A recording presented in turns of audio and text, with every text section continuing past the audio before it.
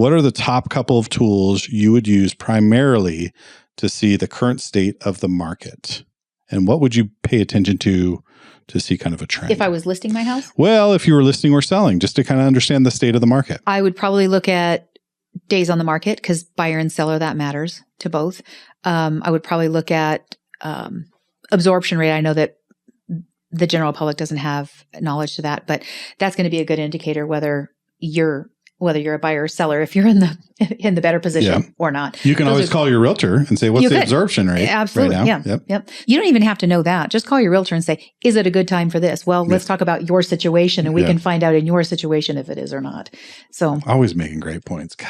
I would be looking at those things. Yeah. So she's the boss. The boss. That's why I'm the boss. No, I'm only the boss because I'm the oldest. Yeah. Let's not go down that road. Let's go back to that Ninja. podcast. Yeah, let's just move away from that one. Right. Ninja. She's still mad at you.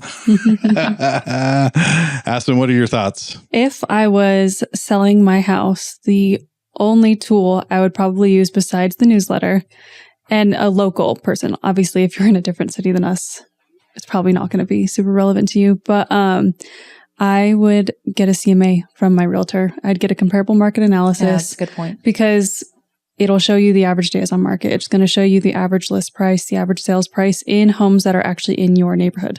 So honestly, that's the only tool I would use because that's really going to give you everything you need to know. And you're going to have a personal touch added to it. Yeah, great point. But if you were buying... If I was buying, I just work with a realtor and find someone you like and trust because we can't expect people to know all of this information. Like we know it because it's our jobs, but I think, I just don't think you can expect people to know everything. So if you're working with a realtor that you trust, that's literally our jobs to help you. So you don't have to know all of that. Mm-hmm. Gosh, it's hard to argue with that point. Right. Paul Berry, hand me the rock.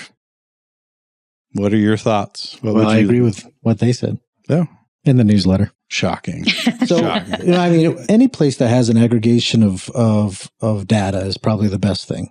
That's updated pretty frequently.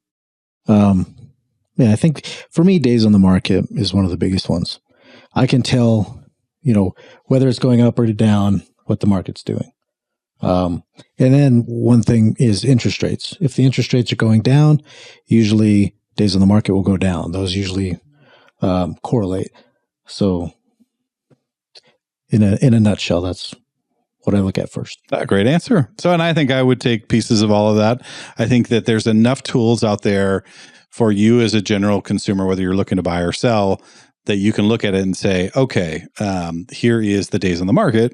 Here's the average, maybe the list to sell price, but you really get that from your realtor. So I go back to what Aspen says is like, call your realtor and have a conversation because they're the ones right in the numbers. We have access to all these numbers at our fingertips. But I would also pay attention to the trending, some of the online valuation models. I know this is probably going to be not favorable because we don't put a lot of stock in those. However, they are a good indication of where the market is going. And they kind of, they bring in and what was the word you just used? Aggregate. Aggregate. It's an aggregation of all the information. Thank you for that, Paul.